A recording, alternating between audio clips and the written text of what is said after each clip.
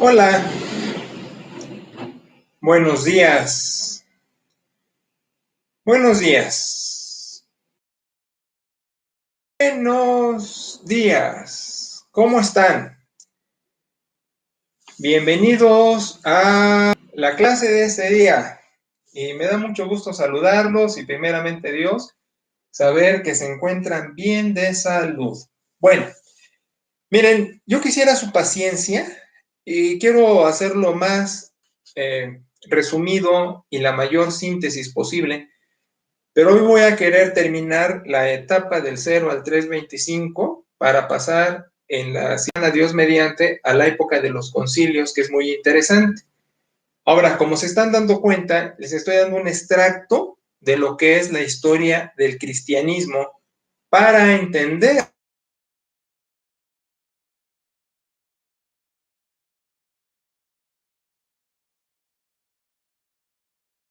Les he dejado. Fíjense, vaya ironía.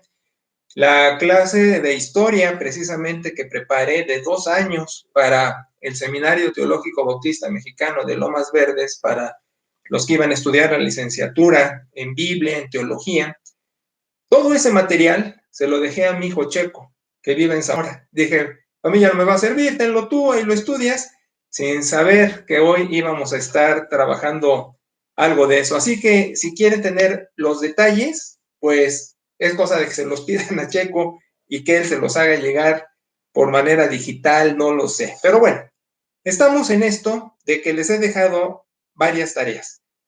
La primera, hay que tener muy todo lo que es el cristianismo es solo una oración. Ahora, ya no tengo que estarles advirtiendo que esto es academia, no es devocional, pero no riñe con lo devocional, pero a diferencia de lo devocional, que es más de carácter supersticioso, permítanme decirlo así, de creer que no hay errores, de que venimos directamente de la iglesia primitiva, y todos los etcéteras, pues son supersticiones. La academia, que nos hace ver la ciencia, la historia, la exégesis, los idiomas, los textos, etcétera, no destruyen nuestra fe, la fortalecen, pero tenemos que entender que entramos al conocimiento desde otro ángulo. Bueno, entonces, o mejor dicho, entramos al conocimiento, es un quehacer epistemológico, la academia, el cómo conocemos. Bueno, entonces, el impulso original es ese concepto que es el cristianismo en sí y que a través de los siglos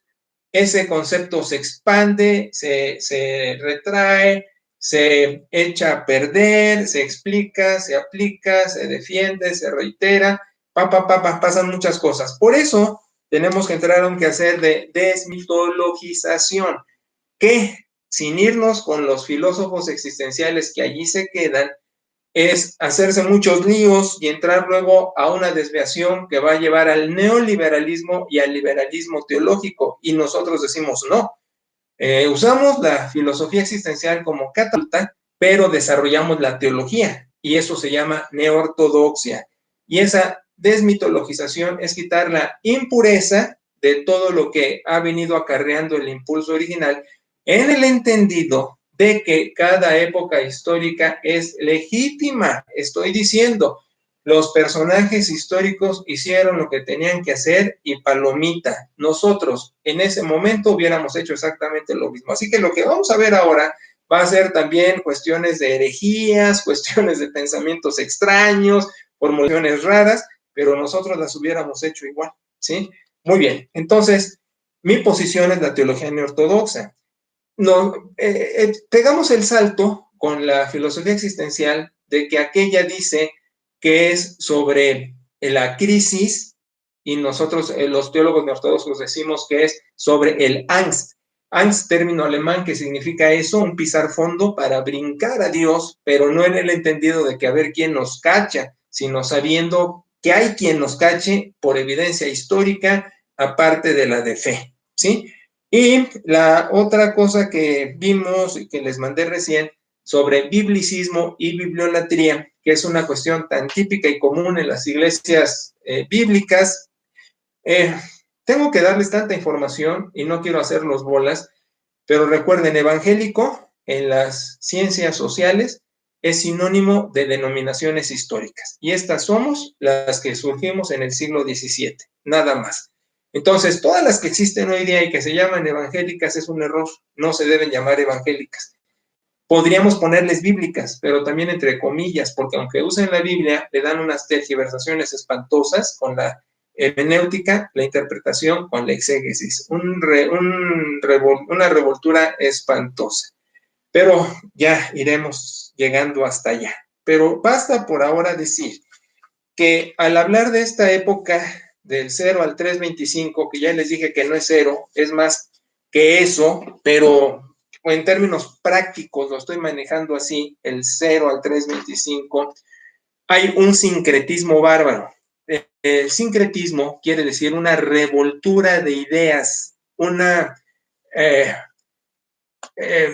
amalgama de pensamientos donde tú no sabes cuál es el tuyo porque estás contagiado de otros, pero al desarrollar el tuyo, sin darte cuenta, o a veces sí, expresas esa ruptura.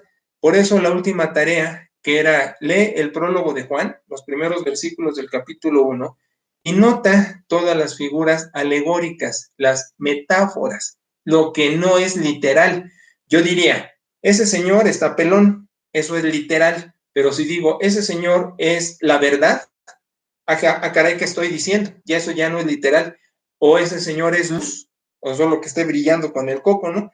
Pero al decir es luz, es una figura de lenguaje. Entonces, lo que notaron y subrayaron, que no checa al hablar de manera literal, figuras de lenguaje, les puse el ejemplo del neoplatonismo.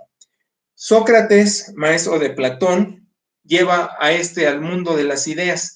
Y el mundo de las ideas es tanto físico como espiritual. Recuerden que el pensamiento griego es la materia es mala, el espíritu es bueno. Entonces, hacen un escalafón de seres, tanto espirituales, que van en decadencia hasta lo físico, como igual en lo físico. Hay una decadencia. Lo más cercano a lo espiritual es lo mejor, el obispo, y hasta abajo en esa decadencia de escalafón está el esclavo. Y todos los escalones son las categorías sociales, diríamos, pero al fin le dan valor. Igual en el mundo de las ideas, y eso de Sócrates y de Platón se arrastra al Nuevo Testamento, y eso es lo que escribe Juan. Está escribiendo una decadencia de seres donde el logos es más que verdad, aletheia, que soy, que vida, etcétera, etcétera, que Sofía, sabiduría, y entonces al logos lo resalta como el Dios, ya no Zeus, sino el Dios que ni siquiera es del Antiguo Testamento, porque tenían otro entendido de lo que era la divinidad del Antiguo Testamento, se hace carne, o logos egenetosarx, es la tesis de Juan, pero neoplatonistamente hablando. Algunos en sus comentarios de las tareas les dije, date cuenta del espantoso sincretismo. Ahora, ¿quiere decir eso? ¿Que no tiene valor? No, muchachos, sí. Miren, no revolvemos inspiración con la cultura. Si Dios al momento de inspirar revela un concepto, este no va a desprenderse de la influencia cultural del escritor porque entonces lo anularía. No hubiera tenido que haber un escritor humano, sino un ángel que venía con sus trasfondos. Por ejemplo, otro ejemplo muy claro de eso son los pasajes del nacimiento de Jesús, Mateo y Lucas. Sobre todo Lucas, con esa aparición angélica, ahí todos los seres alados, eso es de los persas, es de los medos, es el zoroastrianismo, es la religión de la magia de los ángeles. Hoy día, tú ves que en los programas de televisión hay quien maneja esto de los ángeles y pone ángeles aquí, ángeles allá. Eso es tan viejo como el zoroastrianismo, que también está contaminándonos hoy, pero a la gente del Nuevo Testamento también. Entonces, no te me vayas con la finta. La Biblia es legítima, la inspiración de Dios es real, pero estamos dándonos cuenta de los trasfondos culturales que traían influencia en el escritor sagrado y no podía desprenderse de ellos, como nosotros hoy día, y vas a ir viendo más ejemplos. Te dejé en una tarea también, checa qué cosas están haciendo en tu iglesia que tú te pones a pensar y por qué lo hacen, y te vas a dar cuenta que la respuesta es no hay una respuesta, una razón. Lo vienen haciendo porque lo vienen arrastrando. A alguien le dije ahora en sus tareas, ¿eres inteligente? Y quien es inteligente sufre en una iglesia típica, porque empiezas a pensar y empiezas a hacerte preguntas y las respuestas son, es que así se hace, y si no se hace así estás mal, que es lo que vamos a ir viendo. Pero ya llevo 10 minutos, así que tenme paciencia, por si hoy me cuelgo, voy a ser muy, muy preciso, pero te quiero dar todo un panorama que viene desde el año 0 al 325, que también nos está contaminando hasta hoy día. Bueno, entonces empezamos, que en el contexto del Nuevo Testamento hay dos escuelas de pensamiento, Filón y los estoicos. Filón dice, tenemos que agarrar la filosofía porque es legítima para trabajar Biblia, ¿sí? Para entender la revelación, para entender al Dios del Antiguo Testamento, para entender lo que está pasando en el mundo del Nuevo Testamento, ¿sí? Porque el año 0 todavía implicaba el cristianismo en ciernes y apenas la escritura de lo que va a ser el Nuevo Testamento. Pero la otra escuela de pensamiento que surge también son los estoicos, el estoicismo. Y el estoicismo decía, somos muy rígidos, somos los legalistas. Bueno, no decían somos los legalistas, pero ahora nos damos cuenta que eran legalistas porque la moral y las reglas era lo que más valía la pena, no tanto el pensamiento en sí, sino la obediencia a las normas. Entonces había una polarización, o era pura reflexión o era pura cuestión pragmática. En ese mundo se está desarrollando el Nuevo Testamento. Muy bien, ahora tenemos que entender otra cosa. El cristianismo no creía que era una religión nueva. Los primeros cristianos que eran judíos creían que habían hecho un jonrón como judíos al haber entendido la aparición de Jesús como uno de sus Mesías y quizás muy probablemente el último Mesías que iba a inaugurar la era mesiánica, que es lo que te he dicho. No esperaban un Mesías. La suma de Mesías tendría que resultar en la era mesiánica con una teocracia, Dios gobernando y manejando todo, ¿sí? De donde los judíos iban a ser restaurados. Entonces los judíos no creían como cristianos que estaban alterando el judaísmo, sino que lo estaban magnificando. Fíjate, qué interesante es eso. De tal manera, entonces, que la secta judía que va a prevalecer van a ser los fariseos. Mira, así como los cristianos hay muchas denominaciones, con los judíos también había muchas escuelas según los rabís. Y estas escuelas iban a ir cayendo por su propio peso. Por ejemplo, unos que querían una reconstrucción civil, los celotes, otra, sí, que no creían en un mundo más allá, los saduceos, pero los fariseos, con resurrección, con Torá, Nevim, Ketuvim, todo eso, era la secta judía, la escuela de pensamiento judía, que la tesis de Lucas en el Evangelio y en el libro de Hechos confirma que del fariseísmo se expresa el cristianismo, pero todavía no eran cristianos. Era el camino de donde creían somos judíos plus. El camino es el judaísmo plus. Todas las promesas se han cumplido en nosotros. Hasta después van a caerles el 20 que hay un desprendimiento de lo que va a ser la observación judía con todas sus normas. Bueno, entonces empiezan a darse las persecuciones y en estas persecuciones los primeros inquisidores, ahora, no es el término correcto, eso es de España y es con la observación de la fe, pero hablaremos de eso hasta que lleguemos a las reformas europeas y antes que eso la conquista, etcétera. Pero ahorita lo que tengo que mencionar es, por ejemplo, Nerón y Domiciano, quienes empezaron con esto de perseguir a los cristianos, era una persecución porque el cristianismo podría ser una amenaza al Estado. En un ratito te menciono qué eran las cosas que acusaban a los cristianos, pero ahorita basta decir que podían ser amenaza porque no se sometían al César, al Dios, porque el emperador era Dios, y al no aceptar la adoración al César, era una sedición, era un grupo social que podía ser peligro para el Estado. Ahora, Roma en ese momento era el dominador, como ya te he comentado, y al ser la bota, al ser quien dominaba, necesitaba, de hecho hay muchos refranes que hasta hoy día existen, como todos los caminos llevan a Roma, etcétera. Tenía una injerencia extraordinaria en su mundo, en el mundo conocido, y lo que no admitía Roma, como los gringos hoy, que han sido nación de migrantes, claro, aceptan los migrantes güeros y de ojo claro, ¿verdad? De Europa, pero los migrantes prietos y chaparros y feos como nosotros, pues no los aceptan. Pero como Estados Unidos no tiene historia, porque es una amalgama de migración, los romanos no tenían eh, un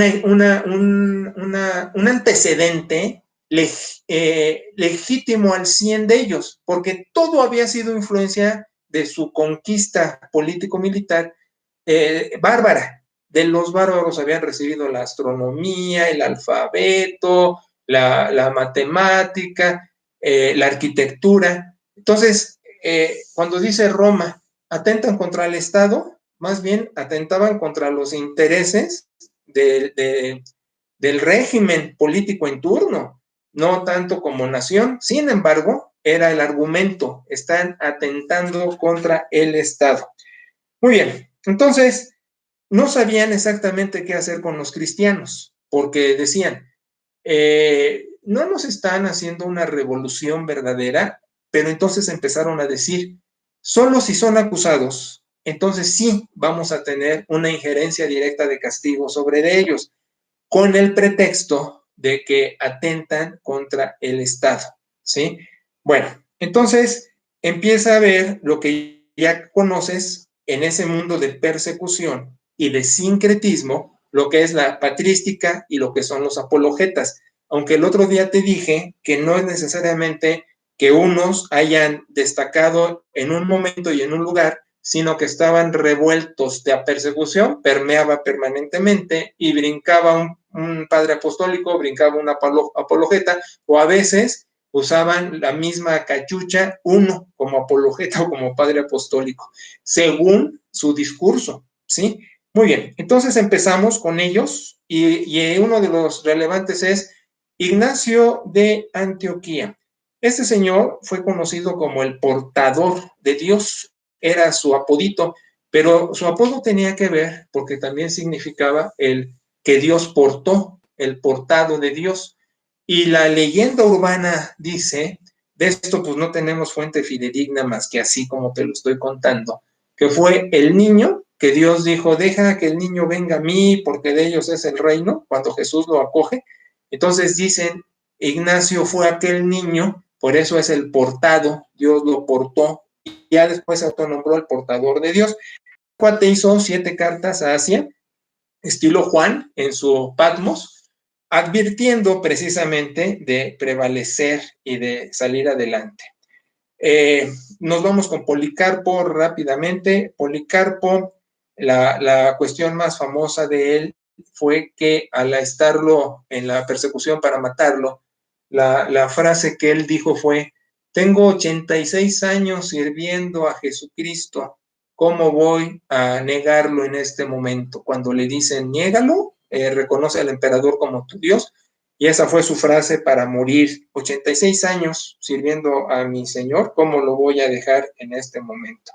También es un libro, documentos, ¿verdad? Llamado Meditaciones, acerca de que el creyente no se rinda y persevere en su fe, porque eran épocas tan complicadas que tú entenderás, si hoy día, en cualquier parte del país que molesten a un aleluya, a un hermanito y se chivea o se raja. Fíjate que Perita comenta, cuando pastoreamos a Capo, su padre pastoreó a Capo, fíjate, hace 1000 años, y hace 500 años yo, y Checo últimamente. Entonces, es no sé de más iglesias, pero me parece que es de las pocas iglesias que 3 generaciones del mismo palo han pastoreado. Pero me comentaba que cuando ella era niña, en Zacapu los perseguían, los escuincles en la primaria, y golpeaban a su hermano por ser cristiano. Entonces, con ese pequeño ejemplo, ¿cuánta gente no se chivea porque le llamen hermanito o aleluya o cristianito y se esconde? Yo bromeo mucho con mis ovejas, ya lo sabes, ¿sí? Por cierto, Paquito, espero que todo esté muy bien de su cucharón, ¿verdad? Bromeo mucho y cuando me despido de los servicios y están algunos por ahí, les grito, adiós, protestantes, adiós, aleluyas, ¿no? Y bueno, es el juego. Pero en ese tiempo, ser cristiano era ese riesgo de que te fueras acusado y que se te investigara y se te pidiese rendir culto al emperador, y cuando no lo hicieras, pues tenías el tormento, ¿verdad? Y en esa época, vámonos rápidamente a, bueno, te decía, ¿de qué se está acusando a los cristianos? Disidencia contra el Estado, pero también fíjate estas barbaridades, de canibalismo, porque se comían a su señor, es mi cuerpo que por ustedes es partido, háganlo en memoria de mí, se comían a su señor, eran disidentes contra el Estado, eran ateos, porque Roma politeísta, con todas sus divinidades, y los cristianos pues no adoraban a los ídolos. También se decía que su Dios era un asno. Esto no sabemos cómo es, pero fíjate que hay documentación y relieve grabados donde hay un asno crucificado y además fuera de la cruz. Eso te digo que no tenemos idea de cómo surge, pero sí que fue una acusación los que adoraban al asno, y entonces pues también era razón de ser perseguidos. También se les perseguía por, fíjate, los romanos con sus bacanales, pero por inmorales, porque entre hermanos tenían sexo, según, porque pues como eran hermanitos y se casaban entre hermanos que eran incestuosos, y entonces era una inmoralidad tremenda. Pero pues te digo, ¿quién acusaba? Pues los bacanales romanos. No sé si has estado en uno. Bueno, por supuesto es broma. Bueno, entonces todo eso fue lo que hace un caldo de cultivo a favor del Estado en contra del cristianismo. Y empiezan a levantarse los principales apologistas.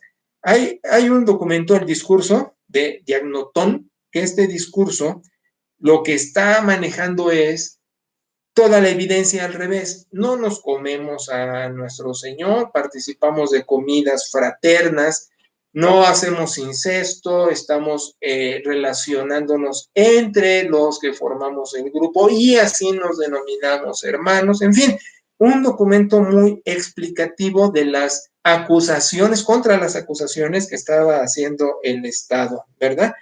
Pero en una situación más relevante, Filón decía, el que te cité hace ratito, que la filosofía y el cristianismo podían ir de la mano.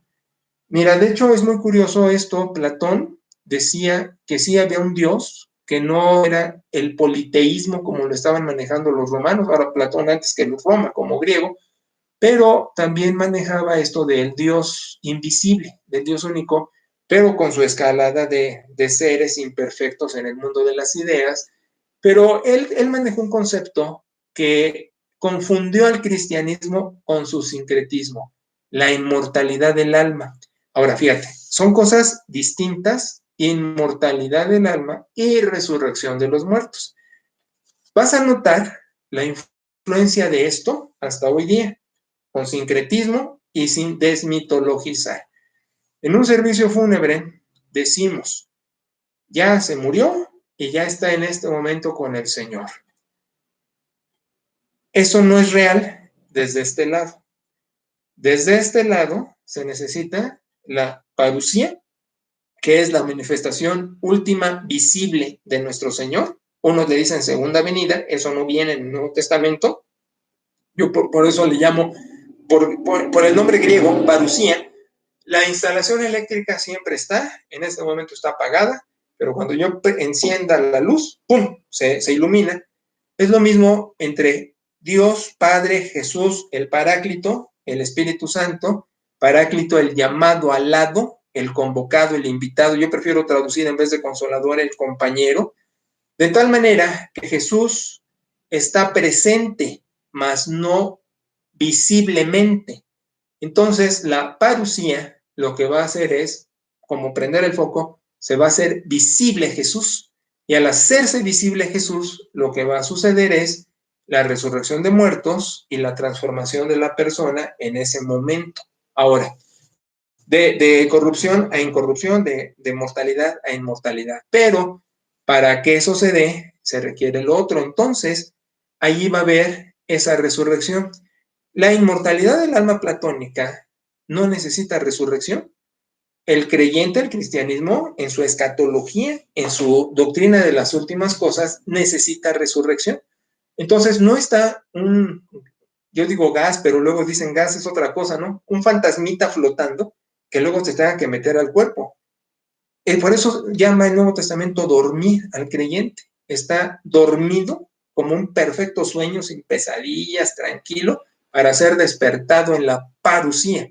El cristianismo enfatiza la resurrección de los muertos. ¿Te das cuenta? Ahora, te decía, desde este lado, con el Paráclito que vive nuestro momento, tenemos que llegar a la resurrección. Del otro lado, del lado de Dios, en el absoluto de su eternidad, sin espacio, sin tiempo, con Él ya pasó la resurrección. Y no te echo bolas, el Nuevo Testamento maneja un tiempo verbal que no manejamos en español, se llama auristo. Este tiempo verbal, auristo, aglutina todos los tiempos verbales. En Romanos capítulo 8 se traduce como pasado.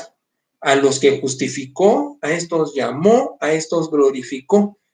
Pero es incorrecto traducirlo en pasado, porque son todos los tiempos verbales, pasado, presente, futuro, pluscuamperfecto, hasta con auxiliares, el haber, todo auristo lo encapsula.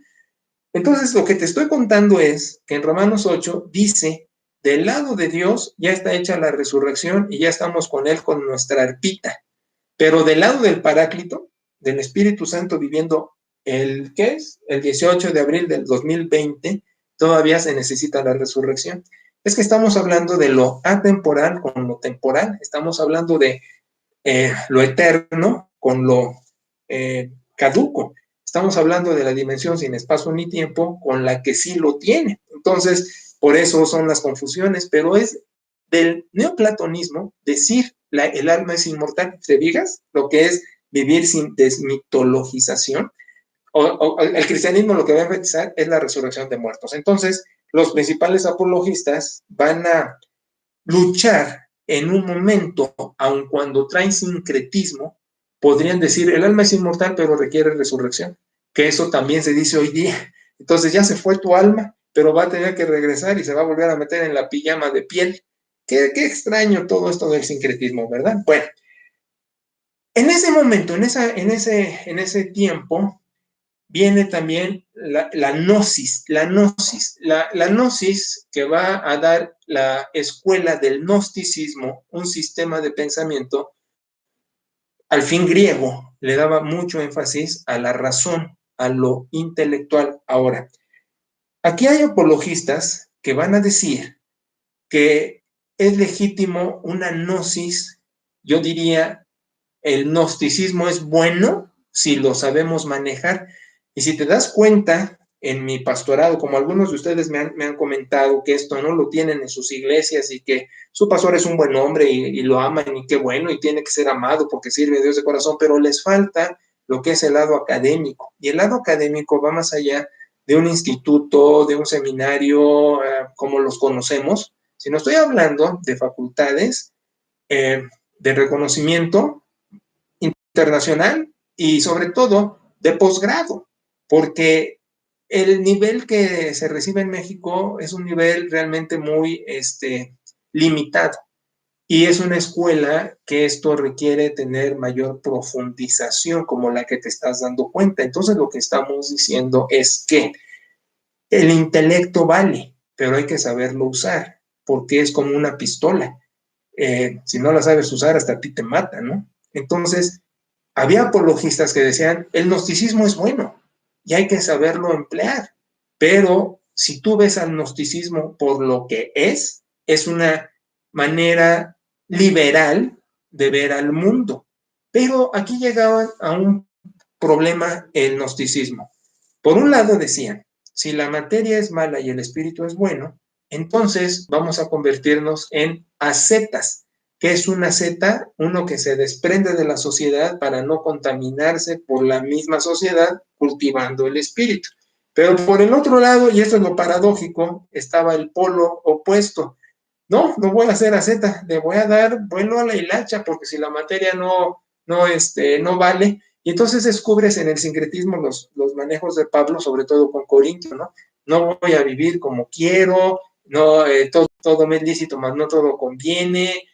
Todas esas expresiones están en el sincretismo contra el gnosticismo de quienes querían agarrar el vuelo a la hilacha y ser terriblemente inmorales, pero también contra los ascetas, contra los que se desprenden del mundo, como por ejemplo Pablo a Tesalónica, hey, el que no trabaje no coma, ya están tan espirituales, esperando la parucía, que ya ni tienen participación en este mundo porque no vale la pena. ¿Te das cuenta? Entonces, con esos trasfondos, tú puedes leer ahora el Nuevo Testamento de una manera mejor, es lo que te estoy diciendo. No me va a hacer daño saber el sincretismo y las influencias alrededor, simplemente las ubico, pero mi fe sigue bien fundamentada y alimentada, pero ya no con Gerber, ya con vistecitos. Bueno, entonces, con los gnósticos, vi que Turito puso algo ahí de Marción en la aplicación de Edmodo. Marción, pues fue un cuate medio peligroso porque Marción atacó Marción como un representante de los gnósticos, Marción atacó al Antiguo Testamento. De hecho, el sistema gnóstico, como te digo, en este mundo de ideas, el Dios del Antiguo Testamento no era el Dios que conocemos. De hecho, ya lo he mencionado antes, espero que no te aburras. Cuando Dios se le revela a Moisés, le da 4 consonantes, quítale a tu nombre las vocales, ¿cómo lo pronuncias? Igual Moisés no podía pronunciarlo, Dios le ayuda, dándole el verbo hayá, y con ese es como muleta para entender las 4 consonantes, y el verbo hayá, algunos traducen soy el que soy, no está bien, es más eterno, siendo soy, siempre siendo soy, una idea muy lineal en hebreo es imperfecto, que imperfecto no quiere decir que esté mal, sino es un modo de manejar gramaticalmente los términos, y el imperfecto es una acción ilimitada, como los postes en la carretera, que volteas y desde dónde está ese poste de luz, hasta dónde va. Así es, soy siendo, ¿no? Entonces, Moisés va a entender el nombre de Dios a través de vivirlo cada día en el desierto, en el Éxodo. Un nombre etiqueta, limita, Sergio, Paco, Turo, pues nada más es eso.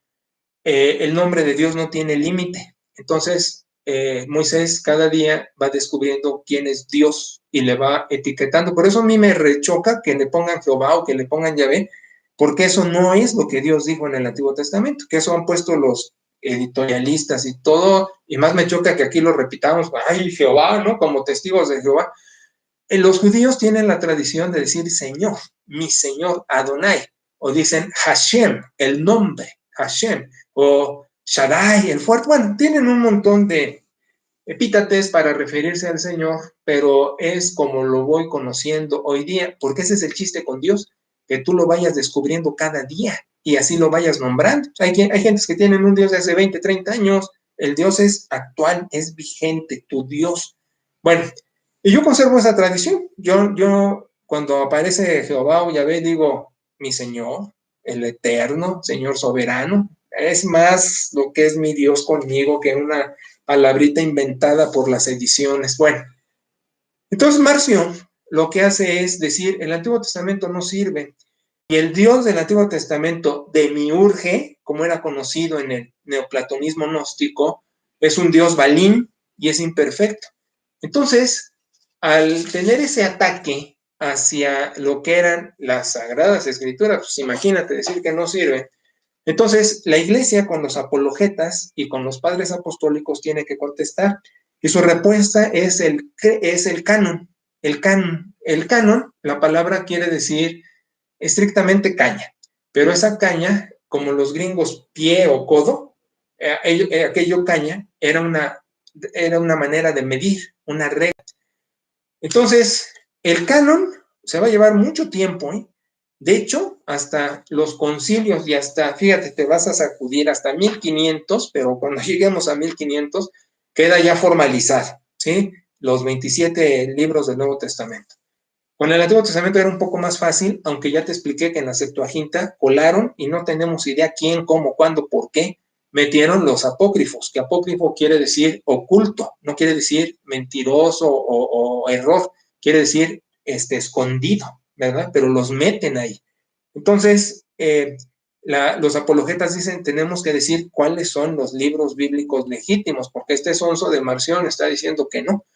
Bueno, no dijeron así, ¿verdad? Pero entonces aceptan los 39 del Antiguo Testamento, desprendiendo de la Septuaginta, que era lo que se usaba, los apócrifos, los ocultos, porque no pertenecían a la tradición oral. La tradición oral era la fuente para el Antiguo Testamento judío, ¿verdad? Bueno, entonces admiten los 4 evangelios, siendo que había un montón, ¿eh? No eran nada más 4 así, había un montón, pero escogen 4 y escogen Hechos.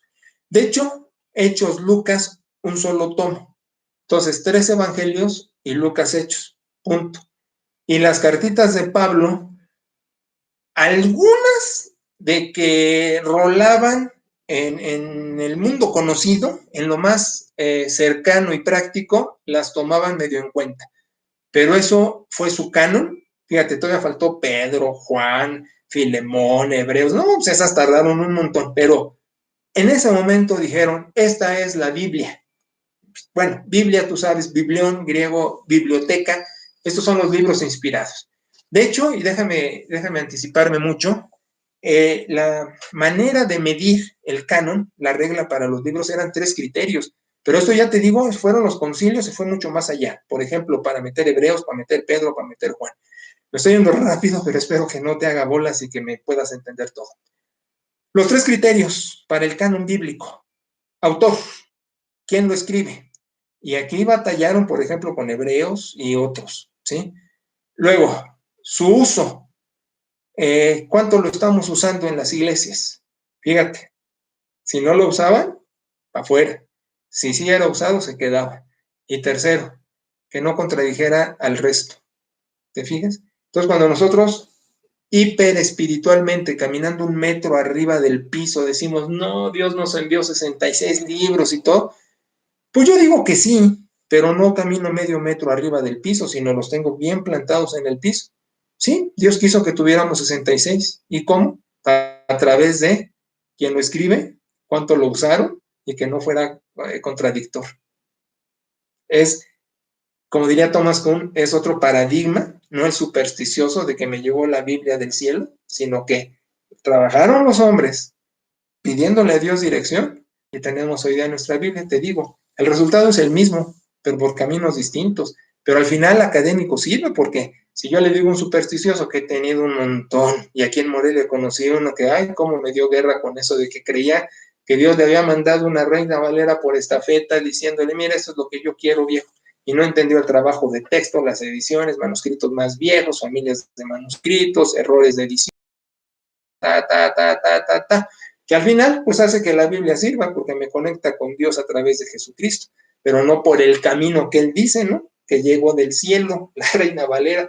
Nomás imagínate las burradas que dicen en las iglesias hoy día.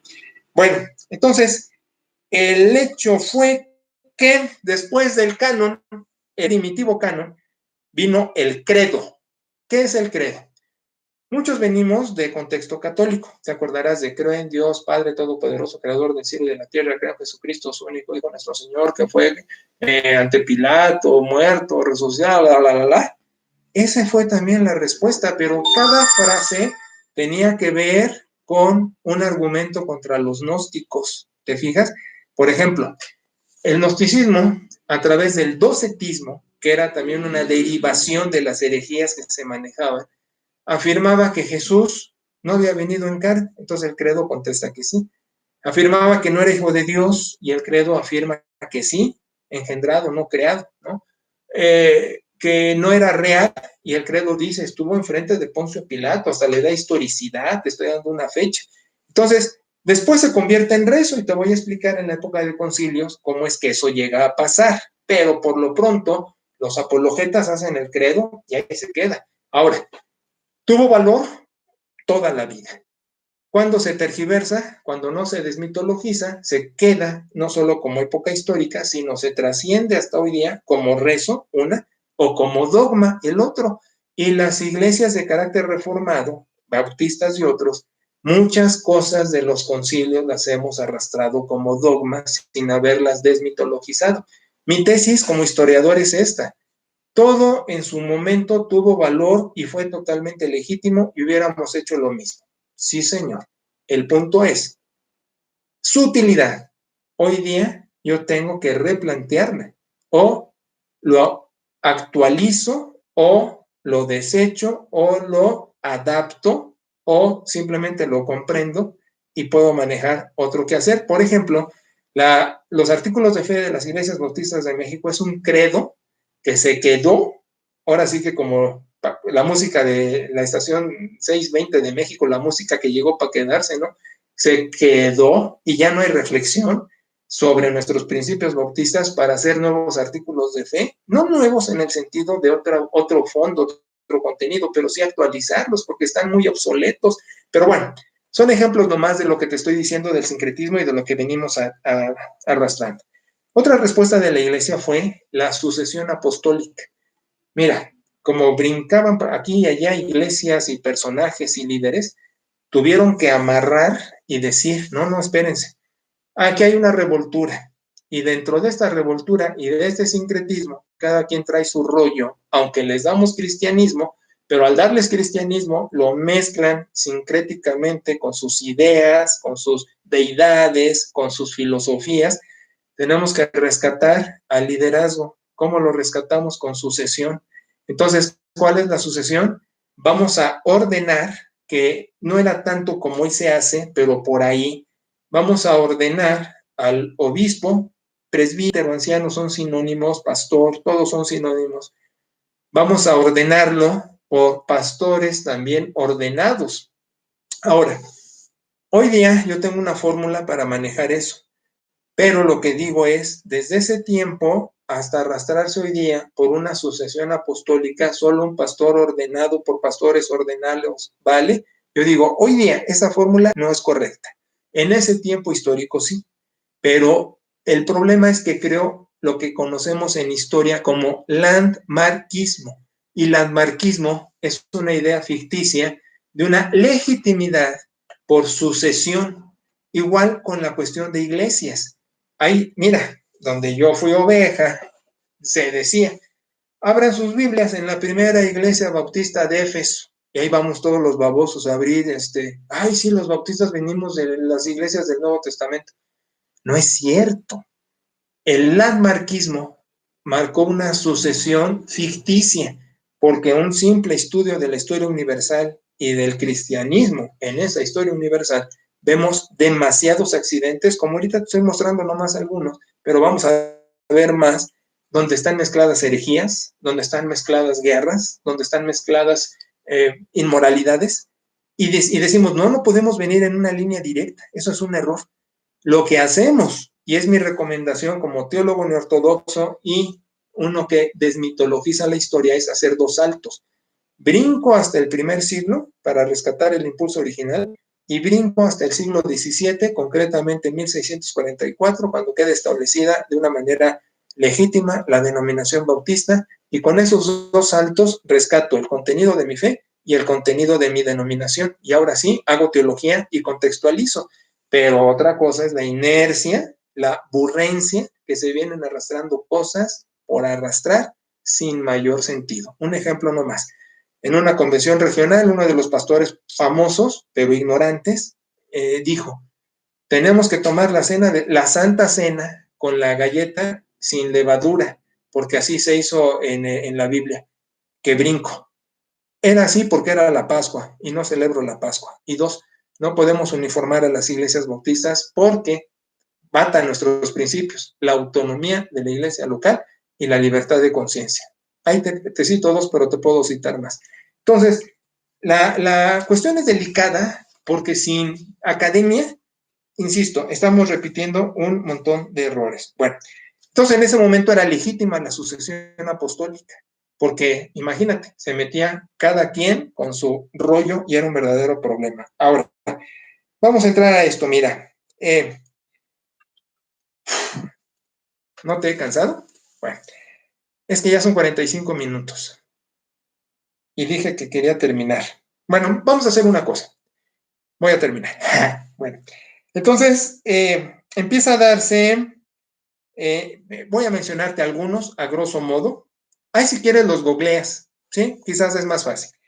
Tanto Clemente como Tertuliano como Orígenes, padres apostólicos, haciendo su postulamiento de fe, algunos diciendo, sí, la filosofía tiene lugar con el cristianismo, pero hay que saberla manejar, ahí estoy yo. Otros que dicen, sí, la filosofía tiene lugar en el cristianismo y es preponderante, ahí digo yo, no, cuidado, cuidado.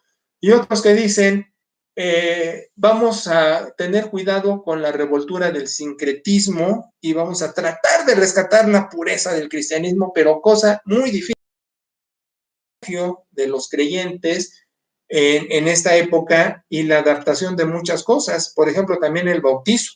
En el Nuevo Testamento ves que se bautizaban de volada, pero aquí ya hay limitantes y sobre todo porque va a venir dos problemas más. Mira, los confesores y los caídos. ¿De qué te estoy hablando? De que en esa época persecutoria y por algunos crueles emperadores que por rescatar al Estado, por rescatar el culto a Mitra, fíjate el sincretismo. El sincretismo, romanos adorando al sol, su dios Mitra, la luz, el nacimiento de Mitra es el 25 de diciembre. Fíjate el sincretismo. Las fechas más probables de estudio científico para descubrir el nacimiento de Jesús lo dan por el 6 de abril, la Pascua 14 de abril, pero ¿por qué se queda el 25? Por Mitra, por el sincretismo. Algunos dicen Constantino en el 325, Nicea, es el primer emperador romano cristiano. Yo lo desmiento categóricamente y te voy a demostrar cómo en la próxima que abrimos con Constantino. Él, con su signo vencerás, el Lábarum, su signo vencerás, que era la Ji y la Ro, Christos, en griego, Christos, empieza con la Ji, que es como una X, pero no es X, tiene las patas de abajo más largas, y la Ro, que es la R, que es como una P.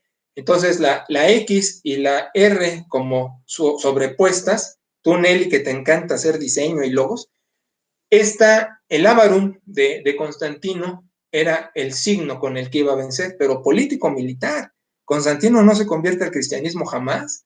Es una mentira y todavía una mentira peor decir que oficializó al cristianismo. No fue la religión oficial para nada. Fue una religión más del Estado que también trajo muchos problemas porque con el politeísmo y con la inclusión del cristianismo, pues ahora ya no te vamos a matar, pero estás rodeado de otras divinidades y las otras divinidades también se mezclan en el cristianismo. Hombre, nomás entra el catolicismo de la edad medieval y de esta época que te estoy diciendo, ¿y qué vas a ver?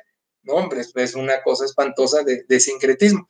Pero bueno, estoy dando saltos, pero déjame mencionarte entre ellos a Clemente, a Tertuliano, Orígenes, gente valiosa, pero también confundida, y no podemos decir que sus dictados fueron los últimos y los principales, sino contribuciones, granitos de granos, como dice, va llenando el buche de granos, ¿no? Va llenando de elementos el contenido cristiano, pero ninguno fue definitivo, aunque muchos fueron mártires. Algunos incluso regresaron a la cuestión herética. Por ejemplo, con Montano, Tertuliano, que era el intelectual Mira, había quienes eran más pastorales, como Ireneo, Clemente y Tertuliano más intelectuales, pero al final también dogmáticos. Tertuliano se va a lo que va a ser el monasticismo. El monasticismo con Montano fue la idea herética de que un cuate era el Paráclitos con dos señoras de la iglesia, hazme favor, pero era muy rígido, aunque tenía sus cuestiones inmorales, era muy rígido con otras observaciones. Y entonces esto casó a algunos padres apostólicos, como te estoy mencionando. Pero el hecho es aquí con estos que tantito defendían la fe, tantito ponían cosas claras y puntos en las IES en una época de persecución terrible y muchito trataban de no ser tan sincretas, pero al final entendiendo que el sincretismo era el cristianismo también de la época, ¿verdad? Entonces, pues nada más voy a terminar con una, una imagen más de lo que era el cristianismo primitivo con el ichthys, el ichthys. Oye, no sé cómo lo quieren decir, pero ichthys, el término griego ichthys quiere decir pez. Y cada una de esas letras, ichthys, es una inicial de Christos, Theos, Huis, Sotir, Jesucristo, Hijo de Dios Salvador. Y era el emblema popular para identificación como credencial del cristiano. Ichthys, el pez. Christos, Isus Christos, Theos, Huis, Sotir. Jesucristo, Hijo de Dios, Salvador. Y así se distinguía. Entonces, 0 a 325, persecución, padres apostólicos, apologetas, una revoltura de ideas, la filosofía campeando, el cristianismo levantándose, saliendo adelante de iba a decir Inquisición, bueno, voy a usarlo como sinónimo de la persecución implacable, queriendo poner en claro qué era el cristianismo, gente muy intelectual algunos. Otra acusación que se me olvidó mencionar era que se decía que los cristianos eran la chusma de la sociedad, que era el populacho, y era cierto, primero tuvo mucha gente de un nivel muy bajo, pero igual después se fue culturalizando y también llegó a haber gente de muy buenos niveles. De hecho, algunos apologetas y padres apostólicos, por ejemplo, Orígenes, ya no te mencioné Orígenes, manejó los catecúmenos, que también hoy se emplea esa palabrita para instruir a los que se van a bautizar, la clase de catecúmenos. Estaba, por ejemplo, madre de emperador allí, con Orígenes recibiendo eso, ¿te fijas? Ahora, catecúmeno es una palabra griega compuesta de dos, catá, según o por o para, ¿sí? Y menos, permanecer, ¿no? Como uniéndolas para que permanezcan, ¿no? Entonces la clase, la instrucción a los que se bautizaban era para que se queden, pero ¿por qué? Por la persecución. Hoy diríamos por flojo, por distraído, por apóstata. De hecho, hubo emperadores. Se manejaba la persecución de distintos modos políticos. Uno era exterminio, otro era martirio. De hecho, la palabra mártir quiere decir en griego testigo, pero ya se quedó como sufrimiento porque a los testigos que hacían padecer, como eran testigos, eran mártires, pero ya se les quedó mártires por dolor, no por testimonio. Pero fíjate, mártir quiere decir testigo originalmente. Entonces, algunos emperadores buscaban apostasía. No quiero matar cristianos, me sirven para criados, para esclavos, para lo que sea, lo que quiero es que apostaten. Bueno, y para terminar, algo que sí es importante, mira, había un dilema de qué hacemos con los confesores y con los caídos. Y este dilema surge porque algunos que sobrevivían al martirio, Cipriano de Cartago y Novaciano de Italia, fueron los que tuvieron esta polémica, porque ¿qué hacemos con los que apostataron? Es decir, se rindieron ante el emperador, le dieron culto y como no los matan, quieren regresar a la iglesia. Entonces había métodos disciplinarios muy estrictos. Uno era, en un año no los pelamos, a ver qué pasa con ellos. Otro, les ponían las tareas más difíciles y si las hacían o les daban de vuelta cachetadas, y se aguantaban, los aceptaban. Eran algunos muy estrictos para regresar. De hecho, mira, por eso hay una declaración histórica muy, y vale la pena entender también su trasfondo histórico, porque si no entiendo el trasfondo histórico, pues entonces sí le doy en la torre a los contenidos. Cipriano de Cartago tiene una expresión muy famosa que dice: nadie puede tener a Dios por padre si no tiene a la iglesia por madre. Y diríamos, Y la otra declaración muy famosa fue esta, ¿sí? Fuera de la iglesia no hay salvación. ¿Por qué? Porque el que apostataba tenía que entender que la iglesia era el recinto de la vida espiritual cristiana y no podía echarse para atrás y renunciar a su iglesia. Entonces, dentro de las disciplinas que tenían, esta te quería comentar porque me da mucha risa, había sentarlos en las filas de atrás. Y como historiador y teólogo, cuando estoy en los servicios y veo a los que llegan y se sientan en las filas de atrás, no puedo quitarme la risa de asociarla. Estos son los apóstatas disciplinados que están ahorita recibiendo corrección por haberse rajado en su fe.